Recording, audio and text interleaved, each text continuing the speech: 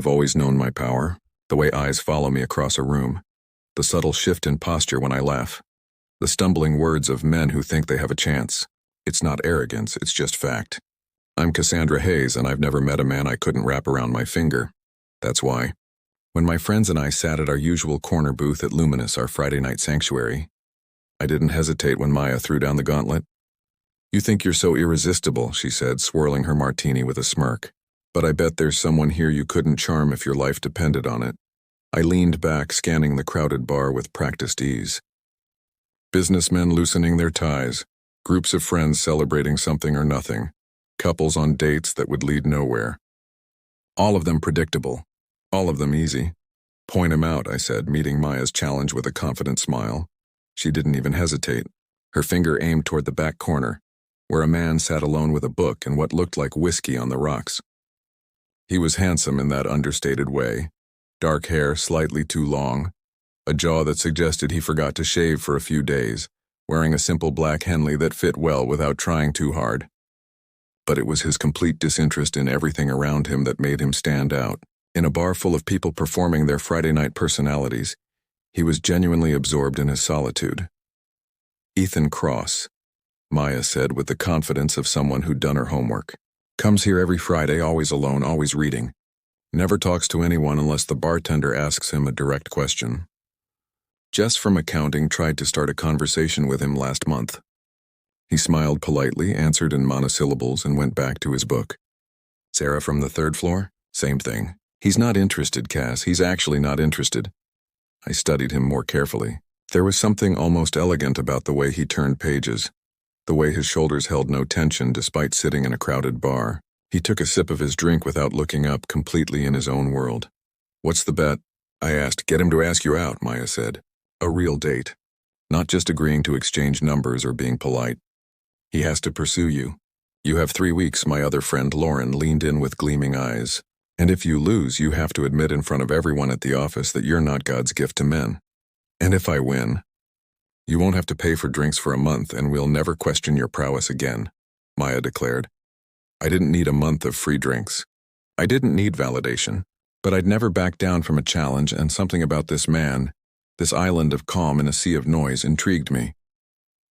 "You're on," I said. I didn't approach him that night. That would be too obvious, too eager. Instead, I studied him from across the bar, the way he occasionally smiled at something in his book, how he checked his phone only once in an hour, the methodical way he sipped his drink, making it last. This wasn't a man drowning his sorrows or hiding from the world. This was someone who genuinely preferred his own company. Most men I'd pursued were easy because they wanted to be caught. They were lonely or bored or just waiting for someone to notice them. Ethan Cross, I realized, was none of those things. He was content, complete, self-sufficient in a way that made him practically immune to the usual tactics. As I left that night with my friends, I glanced back one more time. He was closing his book, leaving cash on the bar with a nod to the bartender, and heading for the door with his jacket slung over one arm. No phone in hand, no hurried pace, no glance around to see if anyone was watching him leave. For the first time in years, I felt something unfamiliar. Uncertainty. But I pushed it aside. I was Cassandra Hayes. I'd never failed before, and I wasn't about to start now. I just needed a strategy. I spent the week doing reconnaissance. It felt ridiculous, like I was planning a heist instead of pursuing a man. But Ethan Cross wasn't responding to normal methods, so I needed to understand him first. Through careful social media stalking and casual questions to people who might know him, I learned he was an architect at a boutique firm downtown. He'd moved to the city 3 years ago from somewhere on the East Coast. No Instagram, barely any Facebook presence except for a profile photo that was at least 2 years old, and a LinkedIn that was professionally maintained but revealed nothing personal. The following Friday, I showed up at Luminous wearing jeans and a simple sweater. Nothing attention-grabbing, nothing that screamed I was trying. I'd brought a book of my own, one I'd actually read in college, The Stranger by Camus. Pretentious enough to signal intelligence, recognizable enough to be a conversation starter if he noticed. He was already there, same corner, different book. This time it was something about urban design and architecture. Of course it was. I took a seat 2 tables away, ordered a glass of wine, and opened my book. For 20 minutes, I didn't look his way once. I felt his presence like a magnetic pull, but I resisted. Let him notice me first. Let him wonder. When I finally glanced up, pretending to people watch, our eyes met for half a second. I gave him a small, polite smile. Nothing flirtatious, just acknowledgement, and returned to my book. No reaction. He'd already looked away. I tried again the next Friday. Same setup, different book. This time I chose a seat at the bar, closer to his usual spot. When the bartender came by, I ordered the same whiskey he drank, Maker's Mark on the rocks. Good choice, the bartender said with a knowing smile. You've got good taste. Same thing Ethan drinks. I laughed softly. Is that his name? The guy in the corner? Yeah. Regular. Nice guy, just keeps to himself. I've noticed, I said, adding just enough warmth to my voice to sound interested but not desperate. Not many people actually read in bars anymore. The bartender grinned. Right? I keep telling him he should just stay home if he wants peace and quiet. But he says he likes the ambient noise. Perfect. Now I had information and a potential in. But when I glanced over, Ethan was packing up his things. It was barely 9 o'clock, earlier than his usual departure time. Had I spooked him?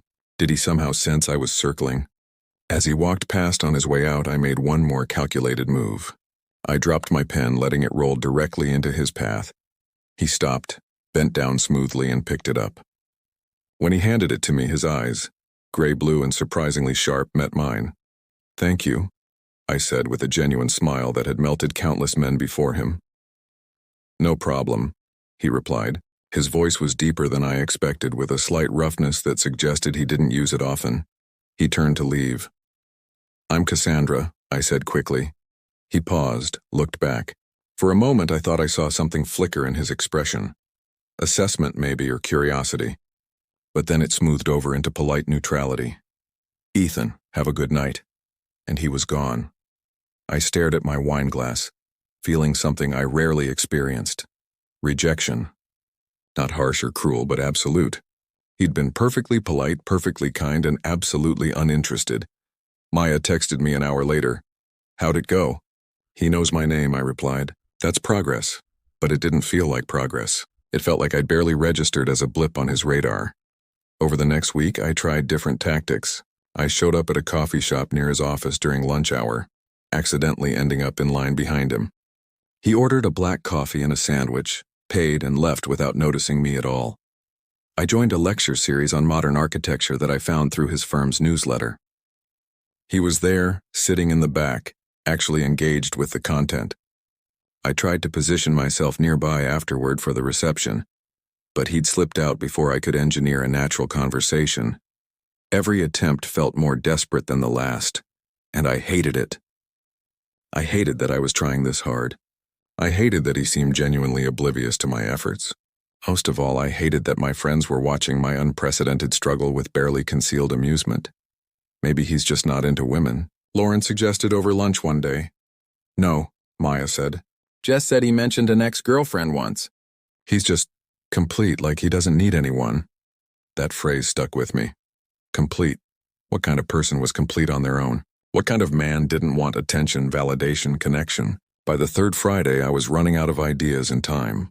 2 weeks down, 1 to go. As I sat at Luminous again, watching Ethan read his book in peaceful isolation, I realized I'd never worked this hard for anything in my life. And for the first time, I questioned whether I was pursuing him because of the bet, or because he was the first person who'd ever made me feel invisible. I was ready to admit defeat. It was Thursday night, 1 day before my deadline, and I'd accomplished nothing except making myself look like a stalker. Ethan Cross remained as distant and unattainable as the first night I'd seen him. My friends were already planning my humiliation speech at the office. Then fate, or perhaps cosmic irony, intervened. I was leaving work late, carrying a box of presentation materials for a morning meeting, when the bottom gave out on the sidewalk outside my building. Papers, samples, and my carefully organized folders scattered across the concrete just as rain began to fall. Of course, perfect metaphor for my entire 3 weeks, damn it. I muttered, dropping to my knees and frantically trying to gather everything before the rain ruined it all. Here. That familiar deep voice made me freeze. I looked up to find Ethan Cross crouching beside me, already collecting papers and shaking water off them. He was wearing a charcoal suit, slightly damp from the rain, his hair curling at the edges from moisture. "Ethan," I said, too surprised to play it cool. "Cassandra." He remembered my name. He actually remembered. "Looks like you could use some help." For the next 5 minutes, we worked in synchronized silence, salvaging what we could. He didn't make small talk or ask questions. He just helped efficiently and without fuss. When we'd gathered everything, he pulled off his suit jacket and wrapped it around the pile to protect it from the rain. "There's a cafe around the corner," he said. "We can dry these out."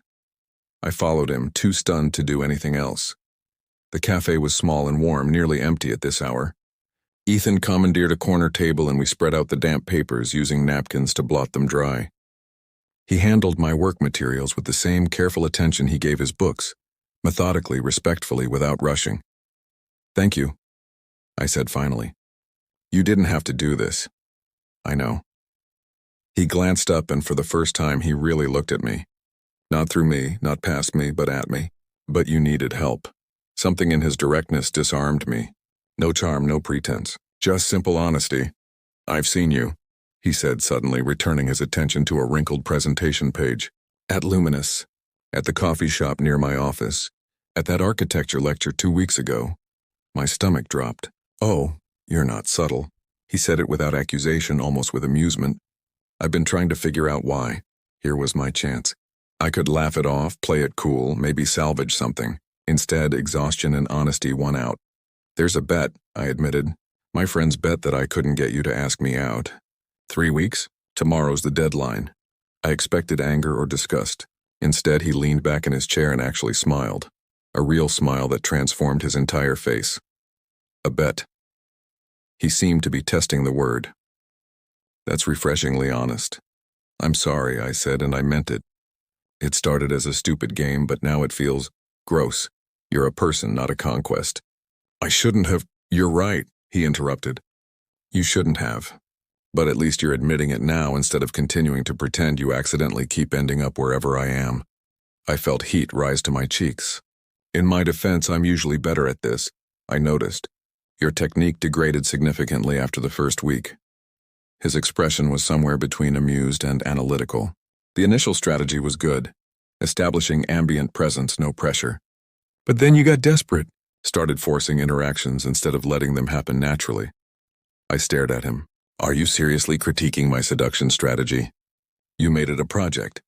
"I'm an architect. I critique projects." He pushed a now dry page toward me. This one had poor execution. Despite everything, I laughed. "You're strange," says the woman who's been orchestrating chance encounters for 3 weeks. He ordered 2 coffees from a passing waitress without asking what I wanted, then looked at me again with those penetrating gray-blue eyes. "Why me? Of all the men you could have chosen for your bet, why was I the challenge?" "Because you don't care," I said honestly. "Everyone else wants something, attention, validation, connection. You don't want any of it. You're content alone. That's rare." "It's not that I don't care," he corrected quietly. "It's that I'm careful. There's a difference." "What's the difference?" He was quiet for a moment, considering. "I've learned that most people don't actually want connection. They want consumption. They want someone to fill a void, to provide entertainment, to validate their existence. That's not connection. That's using someone as a tool." His words hit harder than I expected. "And you think that's what I do, isn't it?" He wasn't being cruel, just honest. "You wanted to prove you could make any man want you. That's not about connection. That's about power, about consumption." The coffees arrived. I wrapped my hands around the warm mug, needing something to hold on to. "You're right," I said finally. That's exactly what it was. What it always is. I've been doing this for so long, I forgot there was any other way to interact with men. And now I'm sitting in a cafe with someone who sees through me completely. And somehow that feels more real than any relationship I've had in years. Ethan smiled again, softer this time. "That's because it is real. No games, no performance. Just 2 people talking honestly. I've lost the bet, you know. You didn't ask me out. You're just helping me with my rain-damaged work stuff." "True." He took a sip of his coffee. "But what if I did ask you out? What would you say?" My heart stuttered. "Is this hypothetical?" No, his eyes held mine. Would you want to have dinner with me? Not because of a bet. Not to prove anything. Just because I find your honesty, the real stuff, not the performance, interesting. I should have felt triumphant. I'd won, but instead I felt terrified. I don't know how to do this without games, I admitted. Then it's time you learned. I told my friends I'd lost the bet. It was easier than explaining what actually happened. Maya looked disappointed. Lauren seemed relieved that I was finally human. We went out that Saturday night and I bought my own drinks without complaint. They toasted to my humbling experience and I let them have their victory. They didn't need to know about the coffee shop conversation or the phone number Ethan had given me. Afterward, they especially didn't need to know about the dinner reservation he'd made for the following Tuesday. I changed my outfit 4 times. Nothing felt right. Every dress seemed too calculated, every casual outfit too deliberately understated. I was performing again, trying to curate the perfect version of myself, when the whole point was to be real. Finally, I settled on simple black pants and a burgundy blouse. No armor, no costume. Just me. Ethan had chosen a small Italian restaurant in a quiet neighborhood. No scene, no place to see or be seen. Just good food and low lighting. He was already there when I arrived, wearing dark jeans and a navy button-down, looking unfairly comfortable in his own skin. You came, he said. Standing as I approached, you sound surprised. A little. He pulled out my chair. I thought you might reconsider. Realize that actual dating is significantly less exciting than the conquest. Is that what you think of me? I don't know yet. He sat across from me, studying my face in that disconcerting way he had. That's why we're here, to find out who you actually are when you're not trying to be irresistible. The waiter came and Ethan ordered wine without asking me, then caught my expression. Sorry, bad habit. Do you want something different? No, it's fine.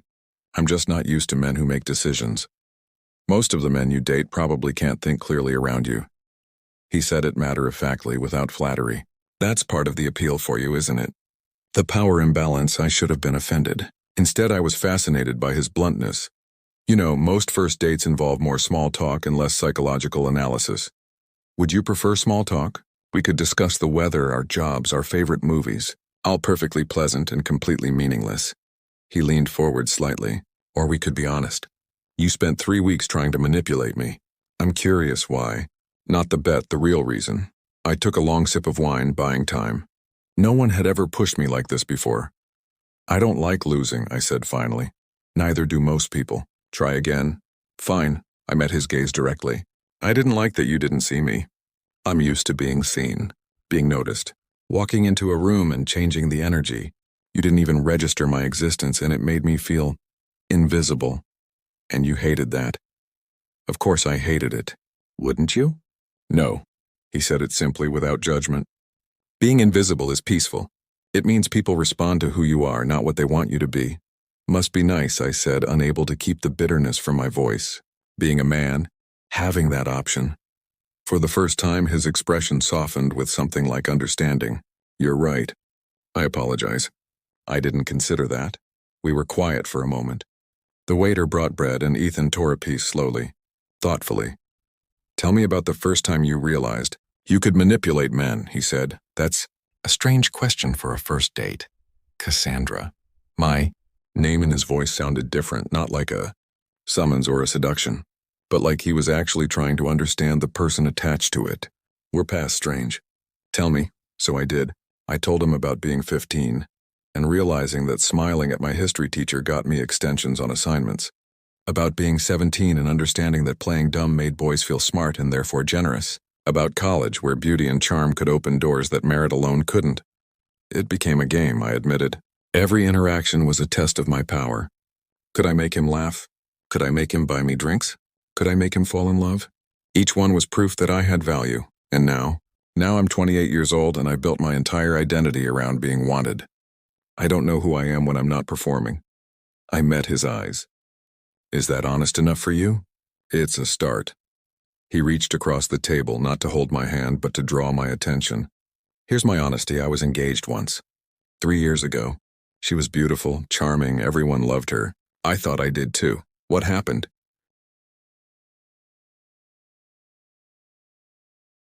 I realized she was performing. Every laugh, every gesture, every moment of apparent vulnerability, it was all calculated.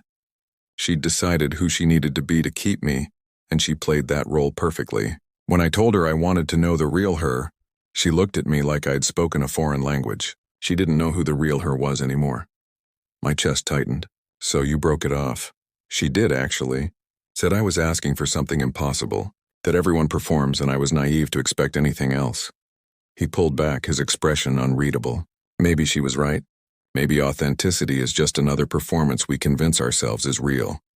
You don't believe that? No, he agreed, but I'm starting to think it's rarer than I hoped. So I stopped looking, stopped trying. It's easier to be alone than to be with someone who's constantly calculating their next move. Is that why you're here with me? To prove that I'm just like her? No. He looked at me with unexpected gentleness. I'm here because in that cafe, when you told me about the bet, you dropped the performance. Just for a moment. And the person I saw underneath, scared, honest, self-aware, was more interesting than any version you'd been trying to sell me. I felt something crack open in my chest. What if that person doesn't know how to exist outside of games? Then maybe it's time she learned. The rest of dinner passed in a strange liminal space. We talked about real things. His work, my childhood, books we'd loved, places we wanted to see. I kept catching myself falling into old patterns. The practiced laugh, the calculated vulnerability, and forcing myself to stop. It was exhausting. It was terrifying. It was the most genuine conversation I'd had in years. When Ethan walked me to my car, he didn't try to kiss me. Didn't ask to come up. Just looked at me with those penetrating eyes and said, "Same time next week? You want to see me again? Even after everything I told you? Especially after everything you told me." He smiled. "You're interesting when you're real, Cassandra. I'd like to see more of that person." As I drove home, I realized something that made my hands shake on the steering wheel. I was genuinely afraid. Not of rejection that I could handle. I was afraid of being seen. Actually, truly seen. Not the carefully constructed version I presented to the world, but the messy, uncertain, damaged person underneath. Ethan Cross didn't want the performance. He wanted the truth, and I had no idea if I was brave enough to give it to him. 3 months later, I stood in Ethan's apartment for the first time, studying the space that felt so distinctly him. Clean lines, minimal furniture, walls of books organized by subject rather than aesthetics. Floor-to-ceiling windows overlooked the city, but heavy curtains suggested he often closed them out. It was the home of someone who valued substance over impression. "You're analyzing my space," he called from the kitchen, where he was making coffee with the same methodical attention he gave everything. "I'm trying to understand you," I admitted. "And you meant what you said about preferring to be alone. This whole place is designed for solitude." He emerged with 2 mugs, handing me one. It was, past tense. We'd been seeing each other regularly, these strange dates that felt more like therapy sessions than romance. He pushed me constantly, questioned my motives, called out my performances, refused to let me hide behind practiced charm. I'd cried twice, been angry more times than I could count, and seriously considered ending it at least once a week. I'd never been more terrified. I'd never felt more alive, I told Maya and Lauren. I said suddenly. About us. About everything. How'd they take it? Maya thinks I'm having an identity crisis. Lauren thinks you're too intense. They both think I'm going to get hurt. Are you? He sat beside me on the couch, close but not touching. He never touched me casually. Every contact was intentional, considered. Getting hurt? I don't know. I don't recognize what this is. It doesn't feel like any relationship I've had before. That's because it's not a relationship yet. His honesty could still catch me off guard. We're still in the painful middle part, where you're deciding if being real is worth giving up the safety of performance. And what are you deciding? If you're capable of it, of being real. He looked at me steadily. Some people aren't, Cassandra. The performance becomes so integral to their identity that removing it would be like removing a load-bearing wall. The whole structure collapses. That's a terrifying metaphor. It's an honest one. I set down my coffee, my hands shaking slightly. I need to tell you something, and I need you not to interrupt until I'm done. He nodded, his expression neutral but attentive. I came to your office yesterday. I was going to surprise you for lunch. I got there and saw you through the window working with a woman. She was beautiful, striking really. And the way you two were laughing, the ease between you. I took a breath. My first instinct was to compete, to walk in there looking perfect, to make sure you knew what you had, to make her see that you were taken, all the old tactics. But you didn't. No. I stood there and realized that if I walked in performing, I'd be proving that you were right, that I can't exist without games, so I left. And I spent the whole night terrified that you'd realize that woman, whoever she was better than me because she wasn't pretending. That was my sister, Ethan said quietly. She's visiting from Boston. I was showing her the project I'm working on. I laughed, slightly hysterical. Of course she was, but that's not the point. The point is that my first instinct is always manipulation, always control. And I don't know if that will ever change. Do you want it to change? The question hung in the air between us, did I? Manipulation had protected me my whole life. It had given me power when I felt powerless. Control when the world felt chaotic. Could I really let it go? I don't know, I whispered. I don't know who I am without it. Ethan was quiet for a long time. When he finally spoke, his voice was gentle but firm. Then we can't do this, my heart stopped. What? You want attention, not love, he said, echoing words he'd spoken months ago. You want someone to validate your performance, to make you feel valuable? But I can't do that, Cassandra. I won't. Because the moment I start playing along, we both lose, and so this is it? You're ending this because I'm honest about struggling. No, I'm ending this because you're not actually struggling. He stood, creating space between us. Struggling would be actively trying to change, failing, trying again. What you're doing is using your self-awareness as another performance. Look how honest I am about my manipulation. Look how vulnerable I'm being about my inability to be vulnerable. It's just another layer of protection. The truth of his words hit me like cold water. He was right. Even my honesty had become strategic. You're a mirror, I said, understanding flooding through me. That's what you've been this whole time. You reflect back exactly what I give you. No distortion, no flattery, no judgment, just truth. And you hate it. I'm terrified of it. I stood too, facing him. Because when I look in that mirror, I don't like what I see. I see someone who spent so long performing that she's hollow. Someone who treats people like puzzles to solve instead of humans to connect with. Someone who confuses being wanted with having value. Yes, he said simply. But I don't know how to be different. The words came out more desperate than I intended. I don't have a roadmap for this. I don't know how to just exist without strategy. I know. That's why this won't work.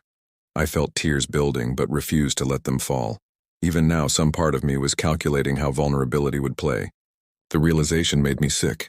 I'm sorry, I said finally, for using you, for making you part of my game. You deserved better than that. I know.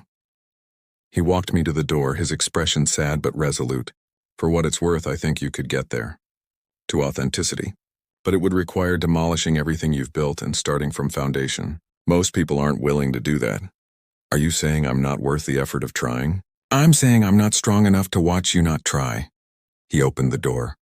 You need to want to change for yourself, not for me. Not to win me back. For yourself.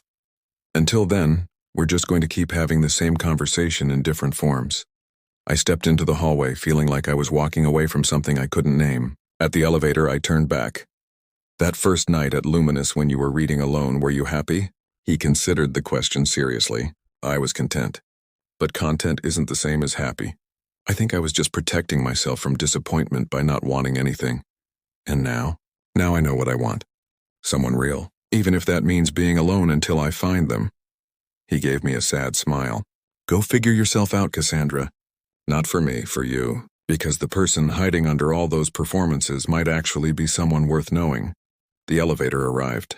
I stepped inside and the doors closed on Ethan's apartment, on his honest eyes, on the first person who'd ever truly seen me. I cried in my car for an hour. Then I went home, looked at myself in the mirror, and asked a question I'd been avoiding for 28 years. Who are you when no one's watching? I didn't have an answer, but for the first time I wanted to find one. 6 months later, I saw Ethan at Luminous. I'd spent that time alone, actually alone, not performing solitude. I'd started therapy, quit my job in sales where manipulation was rewarded. and begun teaching English at a community college where the only performance was staying present for my students. He was in his usual corner reading. I didn't engineer an encounter. I just ordered a drink and took a seat across the bar, bringing my own book. After half an hour, he stood to leave. As he passed, he paused. "Different book," he observed. "Not trying to impress anyone this time?" I looked up and something in his expression shifted when he saw my face. Whatever he saw there made him smile slightly. "I'm just reading," I said honestly. "No strategy? How does it feel?" "Lonely, scary, real." He nodded slowly. "That sounds about right." He hesitated and I saw him war with himself. "Have you eaten?" "No. There's a Thai place 2 blocks from here. Honest food, no pretense. Interested?" I closed my book, feeling my heart race, not with the thrill of conquest, but with the vulnerability of genuine connection. "I'd like that. But Ethan, I can't promise I'm fixed. I still catch myself calculating, performing. It's a work in progress." "Good," he said. "I don't want someone fixed. I want someone trying. That's the only kind of real that matters." As we walked out together into the cold night air, I realized something profound. I'd finally lost. I'd lost the game, lost the performance, lost the carefully constructed armor that had protected me for so long. And for the first time in my life, losing felt like winning.